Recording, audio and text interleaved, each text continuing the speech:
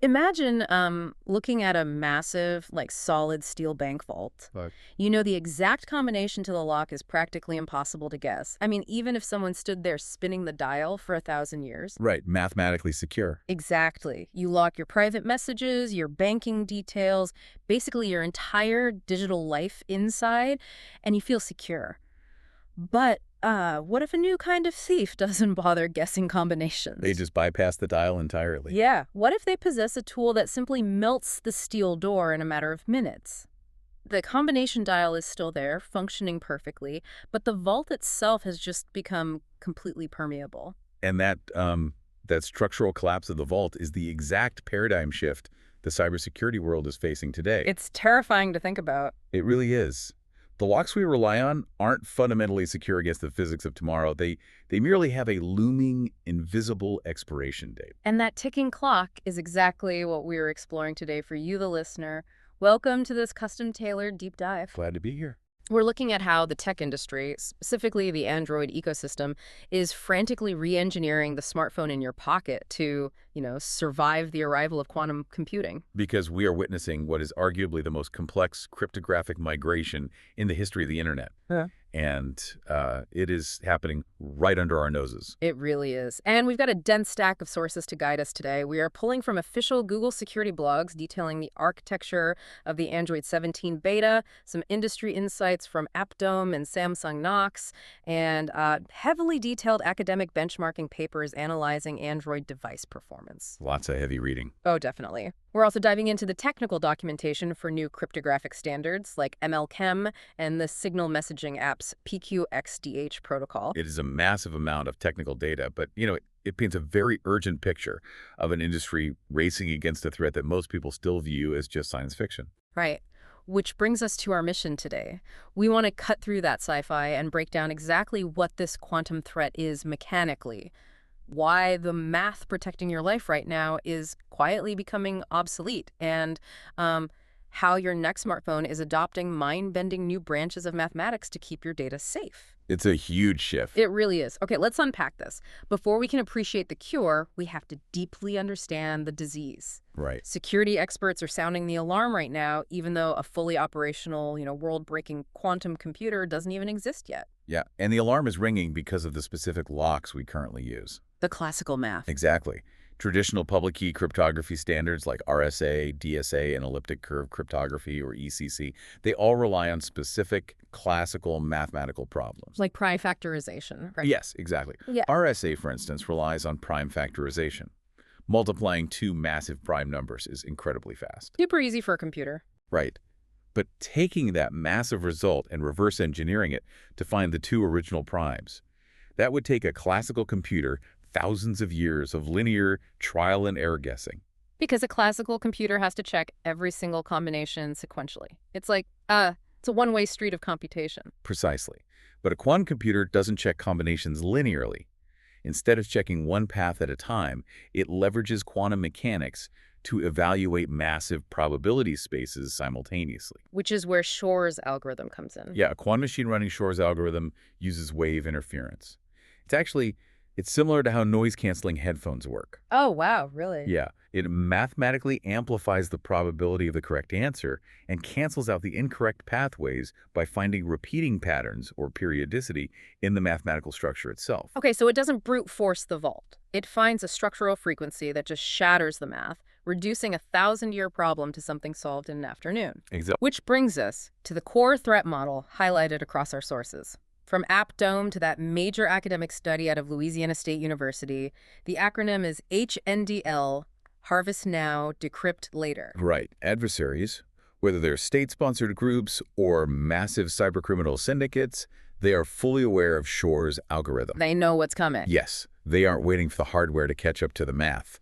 Right now, today, they are vacuuming up vast oceans of encrypted internet traffic, secure communications, and APK files. So they are basically hoarding the locked vaults in massive server farms. It's like a thief stealing a locked safe today and just keeping it in their garage because they know a master key will be invented in 10 years. That is a perfect analogy. But I have to push back on the sheer panic around this.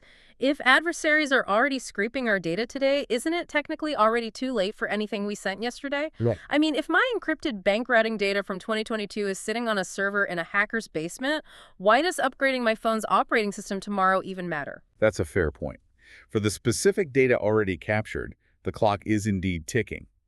Once a cryptographically relevant quantum computer comes online, that historical halt will be opened. So that data's just gone. Eventually, yes. But the goal of the industry right now is triage. We have to stop the bleeding. The window of exposure grows larger every single day we continue to broadcast using vulnerable classical encryption. Right, every new text, every new login. Exactly. The migration to post-quantum cryptography, or PQC, is about drawing a hard line in the sand. We need to ensure that the data you generate tomorrow, next month, and for the rest of your life is insulated from this capability. We have to change the locks before the thief's master key is finished. That's exactly. And looking at the National Institute of Standards and Technology, or NIST, the blueprints for those new locks have finally been published. Yeah, after a brutal, years-long global competition to invent quantum-resistant math, NIST has finally standardized the first wave. And for the mobile ecosystem, we are looking primarily at two algorithms, right? Yes. The first is ML-KEM, which was formerly known as Kyber. That's a key encapsulation mechanism used to securely exchange secret keys across an open network. And the second one? The second is ML-DSA, or dilithium. That one is utilized for digital signatures to verify that software hasn't been tampered with. Right, okay.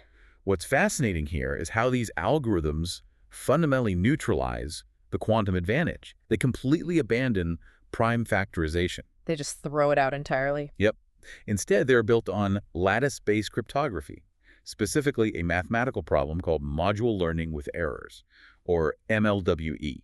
Yeah, I was trying to wrap my head around this MLWE concept, and the best analogy I could come up with is like a vibrating table in a pitch black room. Okay, I like where this is going. So RSA is like a heavy padlock, but lattice math is like taking a massive grid of dots, but the grid exists in like 500 overlapping dimensions. We pick a specific dot, but before we ask the computer to find it, we intentionally add noise. Right. We shake the table, we nudge the coordinates slightly off its exact position. And that intentional noise is the genius of the system. Remember that Shor's algorithm relies on finding symmetry and repeating patterns to cancel out wrong answers. A noise-canceling headphone effect. Exactly. But when you introduce deliberate mathematical errors into a high-dimensional lattice, you destroy the symmetry. The quantum wave interference just fails. It can't lock onto a pattern. Right. A quantum computer looking at a lattice problem just sees chaotic, unpatterned noise. Finding the exact original point scales terribly, even for a quantum machine. That is wild. But wait, let me run a theory past you. We're talking about replacing asymmetric keys like RSA and ECC because they rely on factorization. Yes. But what about the bulk of the data on our phones, which is encrypted symmetrically? Things like AES. Since AES is symmetric, it doesn't use prime factorization at all. That's true. So doesn't that mean Shor's algorithm shouldn't even work on it? Isn't our current AES encryption actually perfectly safe? I mean, if we just need bigger keys for AES to beat the quantum threat, why can't we just make our RSA keys massively bigger too? Why invent a whole new maze? Okay. You're touching on a crucial distinction here between structural vulnerability and brute force vulnerability. All right, explain that. So Shor's algorithm is entirely useless against symmetric cryptography like AES. You're right about that. The structure holds. You can't make RSA bigger because Shor's algorithm breaks the core math, regardless of size. Oh, I see. However, for AES, quantum computers have another tool called Grover's algorithm. Right, Grover's algorithm. And looking at the data, that provides a quadratic speedup against symmetric keys. Exactly. It accelerates the brute force process. It doesn't break the math natively like Shor's does to RSA, but it effectively cuts the symmetric key length in half. So a 128-bit key becomes... A quantum computer using Grover's algorithm attacks an AES 128 key as if it were only a 64-bit key, which is dangerously weak. Yeah, that's not great. But the solution for symmetric keys is remarkably simple. You just double the key size. Upgrading to AES 256 provides 128 bits of effective post-quantum security. Which is still practically unbreakable. Exactly. So for data at rest, AES just needs a bigger key. But for digital signatures and key exchanges, we need the entirely new, multidimensional maze of the lattice. Which brings us to the physical hardware, because a multidimensional math concept is useless if it just lives on a whiteboard. Very true. Major tech companies are actively ripping out the foundation of your phone's architecture to install these mazes, and it's happening right now with the Android 17 beta. Yeah, Google's taking an incredibly aggressive stance here. They are starting at the deepest layer of the operating system, Android Verified Boot, or AVB. The secure boot chain, like when you power on your phone, AVB uses digital signatures to verify that the OS hasn't been secretly swapped out for a malicious clone while the device was off. Exactly. And if an adversary gains quantum capabilities, they could forge a classical ECC signature. They could bypass the secure boot process entirely and load a compromised OS. Wow, before you even type your PI. Yeah. Right.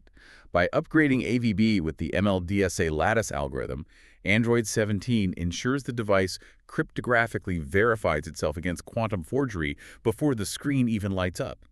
But looking at the implementation details, the part that really highlights the physical challenge of this migration is what they did with the Android key store. Oh, the T integration. Yeah. They built native support for ML-DSA directly into the trusted execution environment, the T. That is no small feat. To put that in perspective for you listening, the T is an isolated, highly secure enclave of the main processor. It is purposely designed to have almost zero memory and minimal processing power so that hackers have no surface area to attack. Right, it's tightly constrained. Cramming a massive 500-dimensional mathematical framework into the T is like, I don't know, trying to fit a grand piano into a car's glove box. It really is. The memory constraints are severe. Classical ECC keys are tiny, measured in dozens of bytes, but lattice-based keys and signatures are massive, often requiring several kilobytes. Which is a huge jump. Huge. Engineering the hardware to process ML-DSA inside that severely restricted enclave while keeping the sensitive key material entirely walled off from the main Android OS.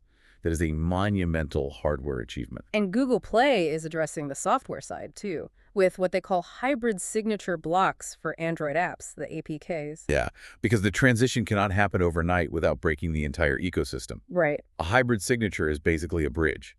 When an app updates, the package contains both the classical ECC signature and the new Post-Quantum ML-DSA signature. Here's where it gets really interesting. It's essentially putting a classic heavy deadbolt and a futuristic biometric scanner on the exact same front door. Yes. To compromise the app update, an attacker doesn't just need to break one lock. They have to successfully pick the deadbolt and fake the fingerprints simultaneously. Exactly. Even if the classical deadbolt is eventually melted by a quantum computer, the lattice mask keeps the door locked. It's a great failsafe, and Samsung is deploying a similar dual-layer strategy on their new hardware, too. With the Galaxy S25 series running One UI 7, they are weaving post-quantum enhanced data protection, or EDP, deeply into the Samsung Knox matrix. Right. So when your phone automatically syncs your photos, contacts, and health data to the Samsung cloud, Knox is wrapping that data pipeline in ML-KEM. Because cloud backups are the ultimate prize for those harvest now, decrypt later operations we talked about. Oh, absolutely. They are centralized oceans of sensitive data traveling across the network. By encapsulating that synchronization with ML-KEM, Samsung is effectively blinding anyone attempting to harvest that pipeline today. So the device itself is becoming an absolute fortress. The bootloader, the hardware key store, the cloud syncs. But, you know, a secure vault door doesn't matter if the windows are left wide open. Very true. The operating system might be quantum resistant, but what about the network layer? What about the apps we rely on for secure daily communication? Yeah, the application layer is where the theoretical meets messy reality. If we look at secure messaging, the Signal protocol is really pioneering the standard with their PQXDH implementation. Post-Quantum Extended Diffie-Hellman. That's a mouthful. The name is dense, yeah, but the mechanism relies on the same hybrid philosophy we discussed with app signatures. Right. Signal uses a complex asynchronous system where devices leave one-time cryptographic keys on a server that allows you to establish a secure connection even if the person you're texting is offline. Very convenient. Right. So PQXDH takes their proven classical elliptic curve protocol, X25599, and marries it directly to Kyber, the ML-KEM lattice standard. And it's not just running them side by side, right? The actual key derivation function mixes the secrets together. Exactly. It fuses them. So an attacker scraping signal traffic today is mathematically forced to break the classical curve and navigate the high-dimensional lattice maze simultaneously just to read a single text message. That's the beauty of it. Uh-huh. But If we connect this to the bigger picture, Signal is a massive outlier. Yeah, the rest of the ecosystem isn't doing so great. No, it's deeply concerning. Looking at the academic study from researchers at Louisiana State University and the University of Kentucky, they conducted a massive static analysis of over 4,000 Android applications to audit their quantum readiness. Out of 4,000 apps, how many were actively using these new NIST post-quantum standards? Zero. Zero. Wow. They found zero adoption in production environments. What they found instead was a terrifying reliance on deprecated, fundamentally broken algorithms. Like what? Apps are still actively utilizing MD5, SHA-1, and basic RSA configurations that are vulnerable even to modern classical attacks, let alone quantum ones. Oh, man. The researchers actually tried to use artificial intelligence to automate the cleanup process, didn't they? They did try, yes. They fed the vulnerable Android code bases into state-of-the-art large language models like GPT-4o, Gemini Flash, Claude Sonnet to see if the AI could rewrite the cryptography to use the new post-quantum standards. And the LLMs failed catastrophically. Completely failed. Yeah, migrating cryptography isn't a simple syntax swap where you just replace the word RSA with ML-KEM. It is a fundamental architecture change. You can't just find and replace it. Exactly. The AI models could not grasp the system-level context. They failed to manage the complex new library dependencies. And more importantly, they completely failed to adjust the memory allocation to handle those massive multi-kilobyte lattice keys we discussed earlier. It's the ultimate tech irony, isn't it? We are constantly told AI is going to replace developers and like an LLM can write you a flawless poem about a pirate in 3 seconds. But the moment you ask it to handle a 512-bit lattice key import, it completely hallucinates and breaks the software build. Yeah, humans still have to do the heavy architectural lifting here. But looking at all this heavy lifting brings up a major real-world concern. We are talking about massive key sizes, 500-dimensional mathematical mazes, intentional noise generation, hybrid protocols running simultaneous encryption processes. It sounds taxing. Right. With these complex new algorithms running constantly, are we trading our battery life and device speed for quantum safety? Because honestly, if my phone dies by 11 a.m., I'm not going to care how quantum resistant it is. And that performance anxiety is entirely justified, which is exactly why researchers at VIT Chennai and Samsung R&D India conducted a rigorous benchmarking study. To see if the phones would melt. Pretty much. They took these heavy NIST algorithms, Kyber, Dilithium, Falcon, and ran them directly on a consumer-grade Android device, a Samsung M53. I would assume running a 500-dimensional math problem spikes the CPU and grinds the phone to a halt. You'd think so, but the results were actually astonishingly efficient. For a 512-bit Kyber key, the encryption process took a mere 12.30 milliseconds. Wait, 12 milliseconds? Yeah, and decryption took only 10.10 milliseconds. The dilithium signatures were similarly lightweight, executing at about 15.70 milliseconds. Milliseconds. That's completely imperceptible to a human interacting with the screen. Exactly.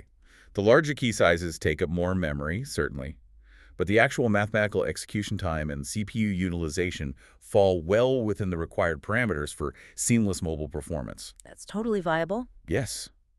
The researchers even mapped out pathways for developers to optimize this further, like offloading the heavy lattice math to native code via the Android NDK and batching background encryption processes to preserve battery life. That's really clever. The definitive takeaway from the data is that running post-quantum cryptography on a modern smartphone is entirely practically viable today. So what does this all mean? We've covered an immense amount of ground today. We really have. We started with the very real, immediate threat of harvest now, decrypt later. The sobering reality that adversaries are hoarding our digital lives in server farms waiting for a quantum lockpick. Right. We explored how the industry is fighting back by abandoning classical math and diving into the chaotic, high-dimensional lattice structures of ML-KEM and MLDSA. The new mazes. Exactly. And we saw how this isn't just a theoretical whiteboard exercise.